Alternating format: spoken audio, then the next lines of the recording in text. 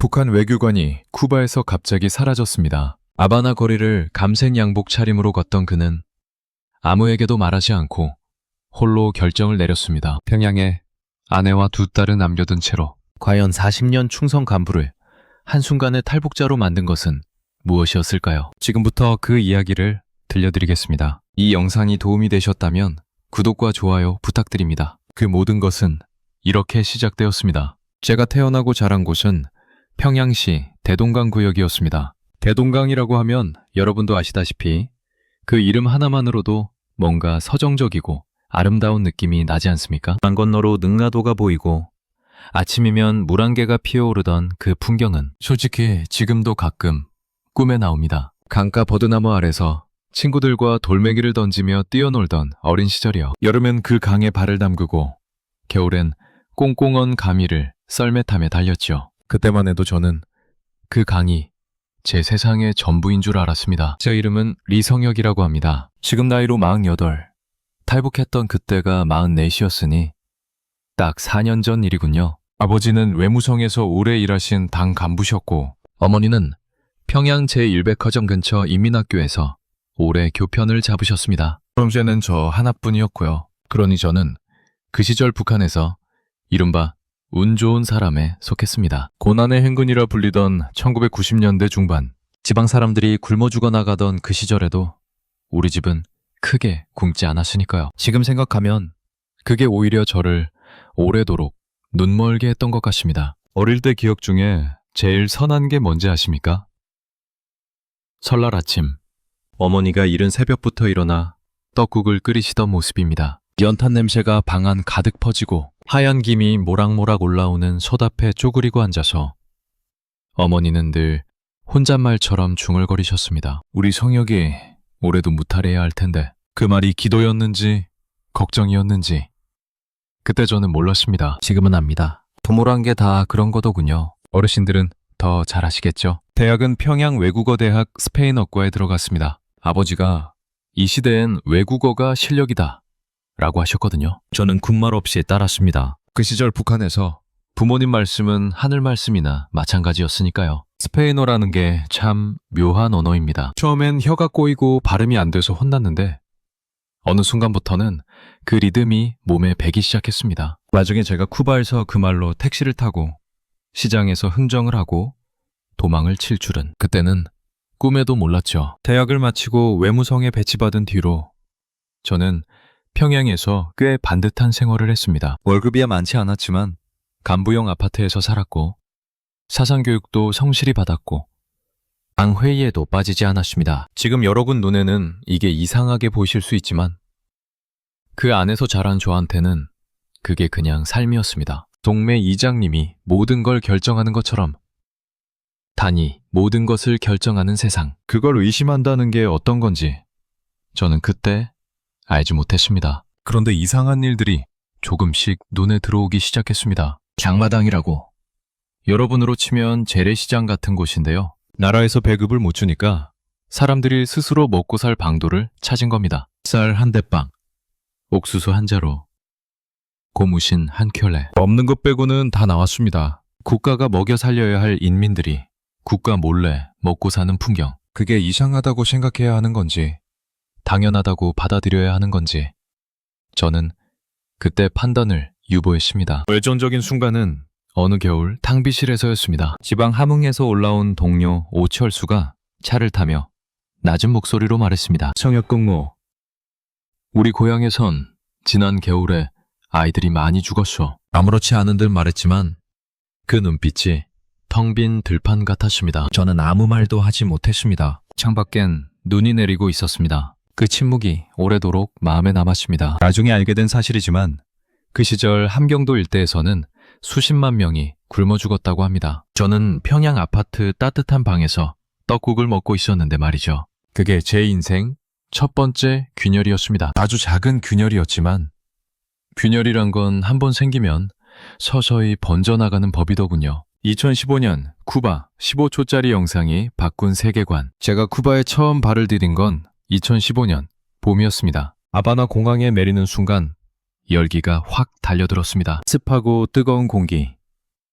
코끝에 스치는 이국의 냄새, 그리고 야자수. 저는 생전 처음 야자수를 실제로 봤습니다. 교과서에서만 보던 그 나무가 공항 입구에 줄지어 서 있는데 어쩐지 꿈속 같았습니다. 40살 넘도록 평양 하늘만 보다가 카리브의 바람을 맞으니 몸이 먼저 낯설다고 반응하더군요. 처음엔 안도했습니다. 쿠바도 사회주의 국가니까요. 피벨 카스트로, 체게바라, 혁명의 나라, 북한 교과서에도 나오는 동지국입니다. 거리 곳곳에 혁명 슬로건이 붙어있고 배급제가 있고 당이 존재하는 나라. 여기라면 내가 아는 세상이겠구나. 그렇게 생각했습니다. 그런데 쿠바는 달랐습니다. 제가 상상했던 것과는 완전히 다른 의미에서 아바나 구시가지를 처음 걸었을 때입니다. 낡은 건물들, 빛바랜 벽, 페인트가 벗겨진 발코니. 겉으로는 가난해 보였습니다. 그런데 이상한 게 있었습니다. 사람들이 웃고 있었습니다. 길거리에서,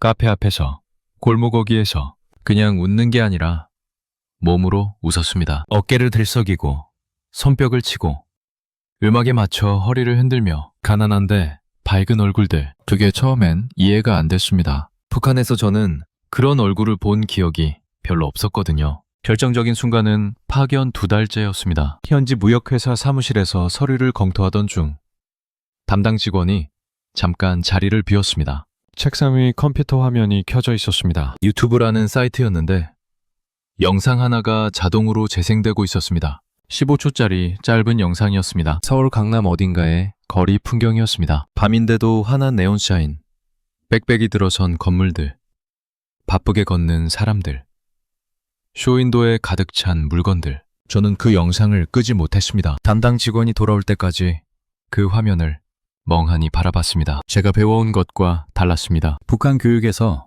남한은 미국의 식민지고 민중은 착취당하며 살고 거리엔 실업자가 넘쳐난다고 했습니다. 그런데 제가 본 화면 속 서울은 그게 아니었습니다. 물론 영상 하나로 모든 걸 판단할 수는 없죠. 저도 그걸 압니다. 하지만 뭔가가 흔들렸습니다. 당장 답을 낼 수는 없었지만 가심 한 켠에 돌멩이 하나가 떨어진 느낌이랄까요? 그날 밤 대사관 숙소로 돌아오는 길에 아바나 해안도로를 걸었습니다. 말레권이라고 부르는 반파제 길인데 쿠바 사람들이 저녁마다 나와 앉아서 기타를 치고 이야기를 나누는 곳입니다. 늙은 어부도 있었고 연인도 있었고 혼자 파도를 보는 노인도 있었습니다. 그들 중 누구도 주위를 살피지 않았습니다. 누가 듣든 말든 하고 싶은 말을 하고 있었습니다. 북한에서라면 상상도 못할 풍경이었습니다. 옆집에서 다 들여다보는 것처럼 서로를 감시하는 세상에서 자란 저한테는 그 자유로운 모습이 이상하게 아름다워 보였습니다. 그리고 그게 무서웠습니다. 아름답다고 느끼는 제 자신이. 2016, 228년. 대사관 안의 적은 밖에 있지 않았다. 대사관 안에서는 서로가 서로를 감시합니다. 이건 제가 추측하는 게 아닙니다. 실제로 그렇습니다. 모든 외교관에게는 이른바 생활총화라는 게 있습니다. 매주 한 번 모여서 서로의 일주일을 보고하는 자리입니다. 어디를 갔는지, 누구를 만났는지, 무슨 생각을 했는지. 처음엔 의례적인 자리라고 생각했습니다. 다들 비슷하게 말하고 비슷하게 끄덕이고 비슷하게 헤어졌으니까요. 그런데 파견 2년째 되던 해 저는 그 자리가 단순한 보고가 아니라는 걸 알게 됐습니다. 누군가는 반드시 본국에 보고를 올리고 있었습니다. 함께 일하던 최인호 서기관이라고 있었습니다. 저보다 5살 어렸고 성격이 밝고 유쾌한 친구였습니다. 쉬는 날이면 같이 아바나 구시가지를 걸으며 아이스크림도 먹고 노을이 지는 말레권에 앉아 이런저런 이야기를 나눴습니다. 그가 한 번은 낮은 목소리로 말했습니다. 형, 솔직히 나만이 잘 산다는 거 형도 알지 않소?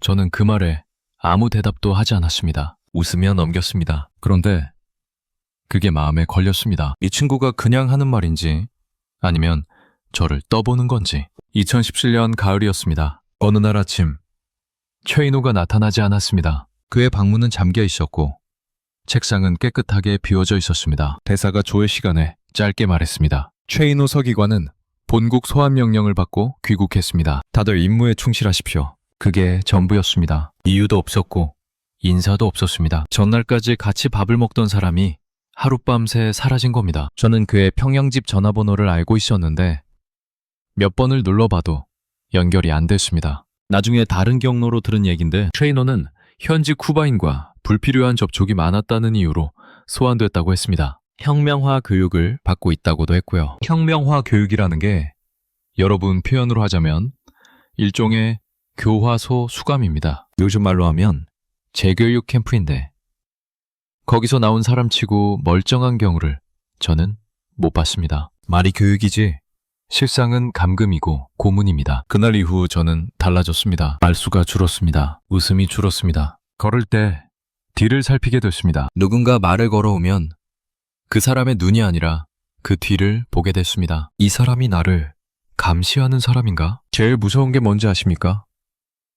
감시당한다는 게 무서운 게 아니라 내가 의심하기 시작했다는 그 사실 자체가 무서웠습니다. 평생 충성스럽게 살았는데 이제 내가 뭔가를 숨기는 사람이 됐다는 느낌. 그게 사람을 얼마나 이상하게 만드는지 모릅니다. 2018년 겨울 아내에게서 편지가 왔습니다. 한 달에 한 번 외무성을 통해 오는 검열 편지인데 그 내용이 유독 짧았습니다. 아이들 잘 있어. 나도 잘 있어. 걱정 말고 임무에 충실하시오. 딸아이 이야기가 없었습니다. 큰딸이 올해 중학교 들어간다고 지난 편지에서 들떠서 썼었는데 이번엔 그 이야기가 한마디도 없었습니다. 저는 그 편지를 오래도록 들여다봤습니다. 행간을 읽으려 했습니다. 뭔가 말하지 못하는 게 있다는 느낌이 손가락 끝에서 온몸으로 번졌습니다. 그리고 저는 처음으로 생각했습니다. 이대로 여기서 살다 죽는 게 맞는 건가? 2019년 초 돌아가면 죽는다. 2019년 2월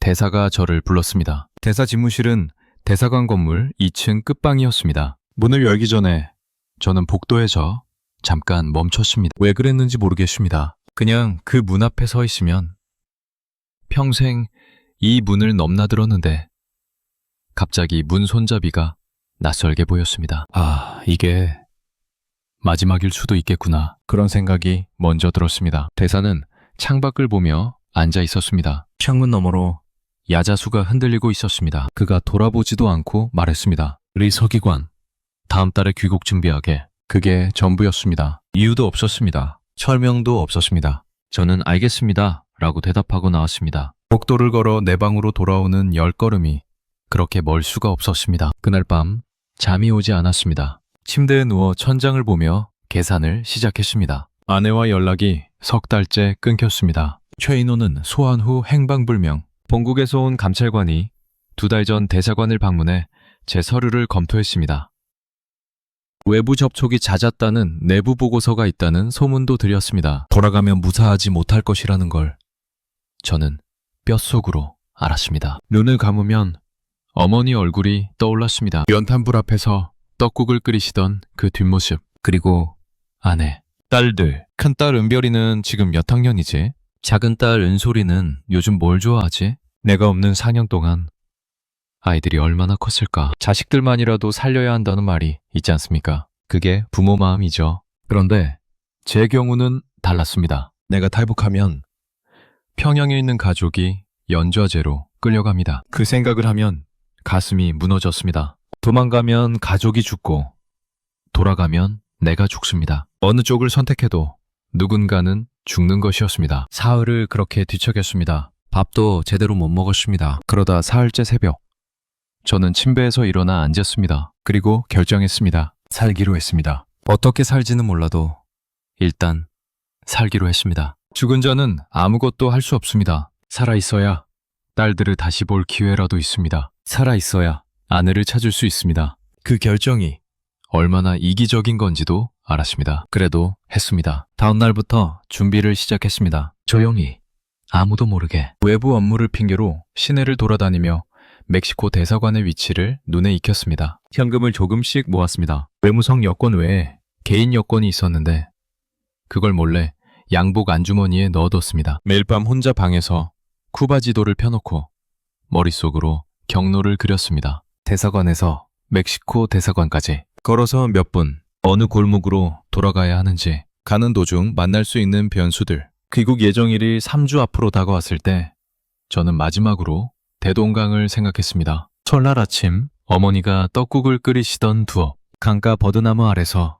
돌멩이를 던지던 그 여름 오후, 아버지가 퇴근길에 사오시던 강매니 과자 봉투. 제가 떠나면 그 기억들만 남습니다. 그래도 가야 했습니다. 죽은 자는 기억조차 할 수 없으니까요. 2019년 3월 어느 아침 뒤를 돌아보지 않았다. 디데이는 2019년 3월 14일 수요일이었습니다. 그날 아침 저는 여느 때처럼 정장을 입었습니다. 감색 양복에 흰 셔츠, 넥타이. 대사관 식당에서 아침을 먹었습니다. 흰쌀밥에 된장국, 평소와 똑같이 먹었습니다. 뭔가 다르게 행동하면 들킵니다. 저는 그 밥이 마지막 북한 밥일 수도 있다는 걸 알면서 아무렇지 않은 얼굴로 숟가락을 놓았습니다. 그리고 외부 미팅이 있다고 보고한 뒤 대사관 정문을 나섰습니다. 아바나 구시가지의 아침은 생경하게 아름다웠습니다. 골목마다 커피 냄새가 나고 어디선가 기타 소리가 흘렀습니다. 노란색, 파란색, 분홍색으로 칠해진 낡은 건물들 사이로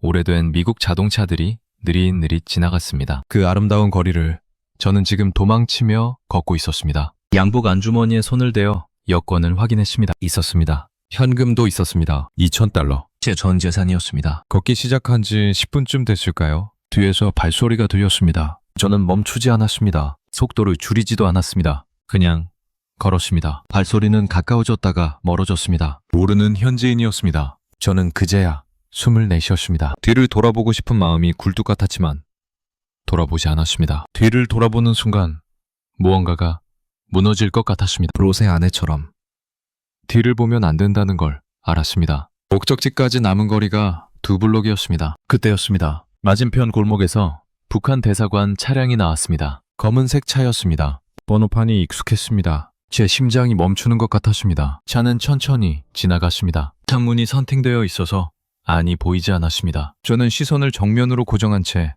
걸음을 멈추지 않았습니다. 차가 코앞을 지나쳤습니다. 뒷범퍼가 사라지고 나서야 저는 다리에 힘이 빠지는 걸 느꼈습니다. 멕시코 대사관 건물이 보였습니다. 낮은 담장에 국기가 걸려 있었습니다. 문 앞에 현지 경비원이 서 있었습니다. 제가 걸어가는 그 20m가 제 인생에서 가장 긴 20m였습니다. 경비원이 저를 봤습니다. 저는 스페인어로 말했습니다. 망명을 신청하러 왔습니다. 저는 북한 외교관입니다. 경비원이 굳은 표정으로 저를 잠깐 바라봤습니다. 그리고 문을 열었습니다. 문이 닫히는 소리가 들렸습니다. 그 소리가 그렇게 묵직하게 들릴 줄 몰랐습니다. 저는 그 자리에서 그냥 주저앉았습니다. 양복 바지가 더러워지든 말든 타일 바닥 위에 그냥 주저앉았습니다. 손이 떨렸습니다. 눈물이 나지는 않았습니다. 그냥 떨렸습니다. 담당 영사가 달려오고 물을 가져다 주고 무슨 말을 했는데 저는 그게 잘 들리지 않았습니다. 창밖으로 아바나의 파란 하늘이 보였습니다. 야자수가 흔들리고 있었습니다. 거짓말처럼 고요한 하늘이었습니다. 2019년 35월.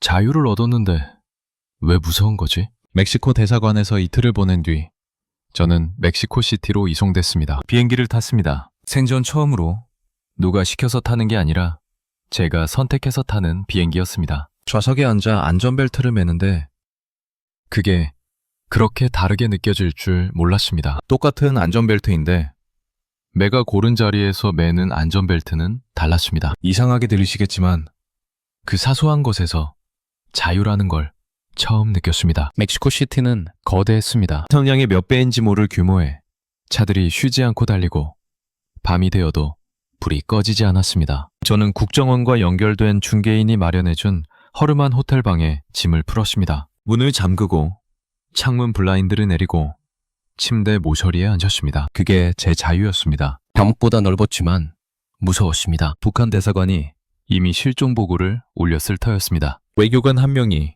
쿠바에서 증발했다는 소식이 평양에 들어가는데 얼마나 걸릴까? 하루? 이틀? 그 순간 평양에 있는 제 아내와 딸들에게 무슨 일이 일어나고 있을까? 연좌제입니다. 저의 탈북으로 가족이 처벌받는 것이 북한의 법입니다. 그 생각이 하루에도 수십 번씩 머릿속을 쳤습니다. 자유를 얻었는데 가족이 고통받는다면 이게 과연 자유인가? 호텔방에서 보낸 2달은 지금도 악몽 같습니다. 밖을 나갈 수 없었습니다. 나가면 위험하다고 했습니다. 북한 정보원이 멕시코 내에도 활동한다는 얘기를 들었기 때문입니다. 하루 종일 방 안에서 천장만 보다가 중개인이 넣어준 라면 한 봉지를 끓여 먹고 다시 천장을 봤습니다. 그 라면이 한국 라면이었는데 처음 먹어보는 맛이었습니다. 매운데 달달한 그 이상한 맛이 지금도 기억납니다. 그 맛을 먹으며 울었습니다. 왜 울었는지는 모르겠습니다. 그러던 어느 날 밤 중개인이 찾아왔습니다. 그리고 조용히 말했습니다. 이제 다음 단계로 갑니다. 한국 정부와 공식 접촉이 이루어진 것이었습니다.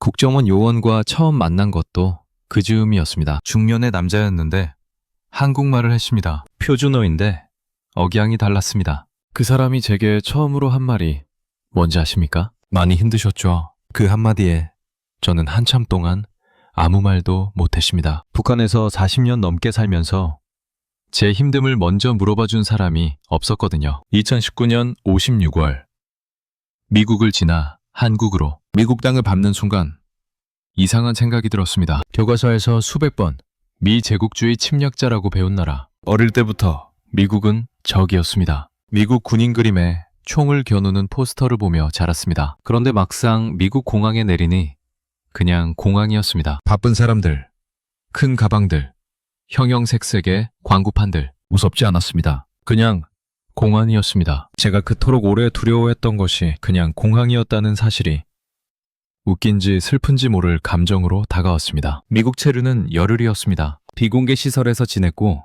한국행 최종 절차를 밟았습니다. 신원 확인, 인터뷰, 서류 작업. 그 기간 동안 통역을 도와준 분이 재미교포 목사님이었습니다. 70대 어르신이셨는데 평안도 출신 부모님을 두신 분이라고 했습니다. 분단 전에 남쪽으로 내려오신 분들의 자녀 세대였습니다. 목사님이 제 손을 잡으시며 말씀하셨습니다. 아직 늦지 않았어요. 갈아서 왔으니 됐어요. 그분 눈에 이슬이 맺혔습니다. 그게 저를 위한 눈물인지 당신 고향을 위한 눈물인지 저는 알 것 같았습니다. 한국행 비행기에 탑승한 건 6월 초였습니다. 좌석에 앉아 창문 블라인드를 올리니 활주로가 보였습니다. 비행기가 천천히 달리기 시작했습니다. 속도가 붙었습니다. 그리고 떴습니다. 바퀴가 땅에서 떨어지는 그 순간 저는 평양을 생각했습니다. 대동강을 생각했습니다. 어머니를 생각했습니다. 아내를 생각했습니다. 은별이와 은솔이를 생각했습니다. 구름 속으로 들어가는 순간 눈물이 흘렀습니다. 소리 없이 그냥 흘렀습니다. 비행기 안에서 저는 한 가지 다짐을 했습니다. 살아남자. 그리고 말하자. 이 세상에 북한이 어떤 곳인지 제가 본 것을 말하자. 최인호가 어느 어두운 방에 갇혀 있다면 오철수가 굶주린 어린 시절 이야기를 가슴에 묻고 살고 있다면 적어도 내가 그들의 이야기를 대신 전할 수 있지 않을까. 가족을 두고 떠나온 죄책감은 죽을 때까지 지고 살 것입니다. 하지만 그 무게가 무거울수록 더 많이 말해야 한다고 생각했습니다. 그게 제가 살아남아야 하는 이유였습니다. 인천공항이 보였습니다. 비행기가 하강하기 시작하자 창밖으로 한반도 서해안이 내려다 보였습니다. 바다 건너 어딘가가 제 고향이었습니다. 같은 반도인데 이 바다 하나 건너가면 내가 다시는 가지 못하는 땅. 그 생각이 들자 목이 메었습니다. 어르신들 중에 이산가족이 계신 분들은 아실 겁니다. 손에 잡힐 듯 가까운데 가지 못하는 그 거리가 얼마나 잔인한지를 제가 그 거리를 몸으로 배운 날이었습니다. 2019년 이후 현재 그래도 나는 오늘을 삽니다. 인천공항에 내렸을 때 광고판 불빛이 눈이 부셨습니다. 그게 처음 느낀 감정이었습니다. 너무 밝아서 눈이 부셨습니다. 사방이 환했습니다. 새벽이었는데도 공항이 대낮처럼 빛났습니다. 광고판마다 화장품, 음식, 여행지 사진이 가득했고 사람들은 저마다 큰 캐리어를 끌며 빠르게 걷고 있었습니다. 아무도 저를 보지 않았습니다. 아무도 제가 누군지 몰랐습니다. 그 익명성이, 그 무관심이 그렇게 따뜻하게 느껴질 줄 몰랐습니다. 그러나 그게 끝이 아니었습니다. 공항에서 저는 대한민국 국정원 직원들과 함께 차에 올랐습니다. 목적지는 국정원 청사였습니다. 탈북자들은 모두 이 과정을 거칩니다. 신원 확인, 조사, 신문. 제가 진짜 탈북자인지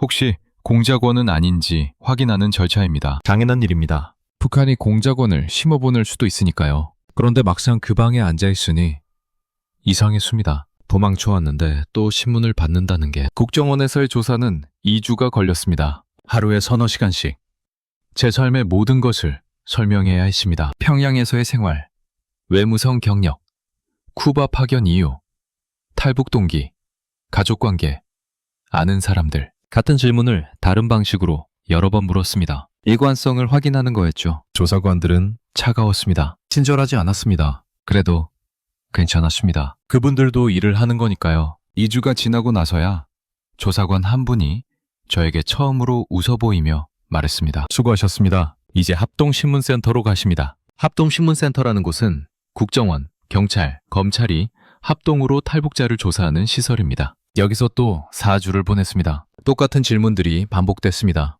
이번엔 더 깊이 파고들었습니다. 북한 내부 정보, 외교 기밀, 쿠바 대사관 구조, 북한 정보원 네트워크.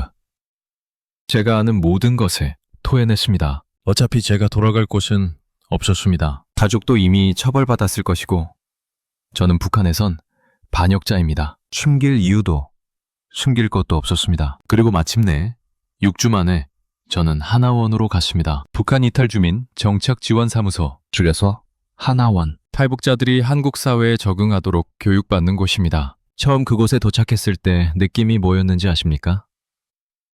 아, 이제 진짜 끝났구나. 국정원에서 합동신문센터에서는 제가 여전히 조사 대상이었습니다. 그런데 하나원에 오니 저는 보호 대상이 됐습니다. 그 차이가 컸습니다. 처음으로 누군가 저를 도와주려 한다는 느낌을 받았습니다. 하나원에서 석 달을 보냈습니다. 한국어 교육, 생활교육, 직업교육. 북한말과 남한말이 이렇게 다른 줄 몰랐습니다. 바지를 하이라고 하고, 가방을 핸드백이라고 하고, 아이스크림을 얼음 보숭이라고 하던 제 말투를 고쳐야 했습니다. 편의점이라는 곳에 처음 갔을 때 저는 5분 동안 그 자리에 서 있었습니다. 삼각김밥, 컵라면, 초코파이, 음료수, 진열대가 천장까지 꽉 차 있었습니다. 원하는 걸 골라서 돈을 내고 가면 됩니다. 누구도 왜 사냐고 묻지 않습니다. 배급증이 필요 없습니다. 그 당연한 사실이 당연하지 않게 느껴졌습니다. 말투도 달랐습니다.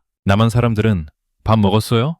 라고 물어봤는데 그게 인사인 걸 처음엔 몰랐습니다. 진짜로 밥 먹었냐고 묻는 줄 알고 매번 네, 먹었습니다. 라고 대답했습니다.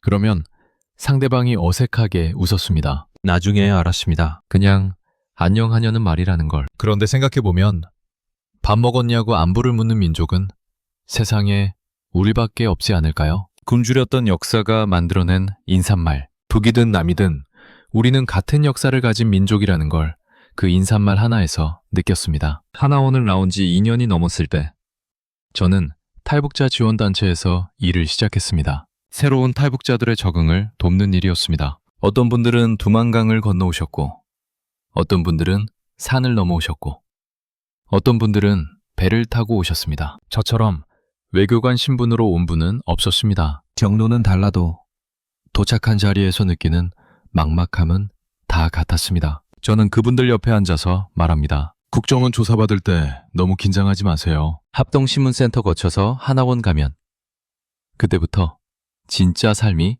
시작됩니다. 저도 그랬습니다. 그래도 됩니다. 아내와 딸들은 아직 소식이 없습니다. 2년 전 비공개 경로를 통해 가족들이 지방으로 이주됐다는 이야기를 들었습니다. 처벌을 받은 것이겠죠. 제가 도망친 대가를 제 가족이 치르고 있는 겁니다. 그 사실을 안고 사는 게 제일 무겁습니다. 어떤 날은 밤새 잠을 못 잡니다. 은별이 얼굴이, 은솔이 웃음소리가 꿈에 나왔다가 사라집니다. 아내가 마지막으로 쓴 짧은 편지 한 줄이 자꾸 생각납니다. 걱정 말고 임무에 충실하시. 그래도 저는 오늘을 삽니다. 왜냐하면 살아있어야 말할 수 있으니까요. 북한이 어떤 곳인지, 그 안에서 사람들이 어떻게 살고 있는지, 사라진 최인호 같은 사람들이 얼마나 많은지 제가 말하지 않으면 아무도 모릅니다. 어르신들은 이산 가족의 아픔을 아실 겁니다. 6.25 이후 70년이 넘도록 갈라져 있는 이 땅이, 이 민족이